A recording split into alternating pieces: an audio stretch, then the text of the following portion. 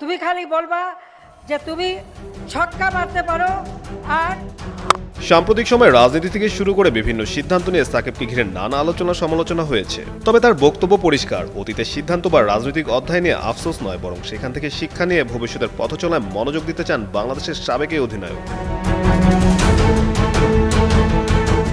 বর্তমানে শ্রীলঙ্কায় লঙ্কা premier league LPL এ জাফনা কিংসের হয়ে খেলছেন সাকিব। টুর্নামেন্টের ফাঁকে দেশের জনপ্রিয় এক গণমাধ্যমকে দেওয়া সাক্ষাৎকারে তিনি জানান, AKS অর্জন করল গিনেস ওয়ার্ল্ড রেকর্ডস।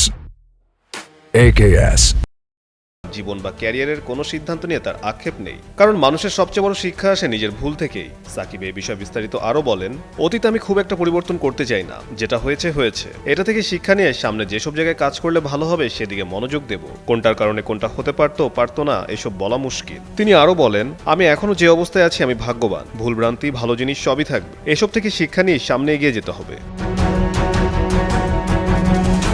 সাম্প্রতিক সময় রাজনীতি থেকে শুরু করে বিভিন্ন সিদ্ধান্ত নিয়ে সাকিবকে ঘিরে নানা আলোচনা সমালোচনা হয়েছে। তবে তার বক্তব্য স্পষ্ট, অতীতের সিদ্ধান্ত বা রাজনৈতিক অধ্যায় নিয়ে আফসোস নয়, বরং সেসব অভিজ্ঞতা থেকেই শিক্ষা নিয়ে ভবিষ্যতের পথচলায় মনোযোগ দিতে চান বাংলাদেশের সাবেক এই অধিনায়ক।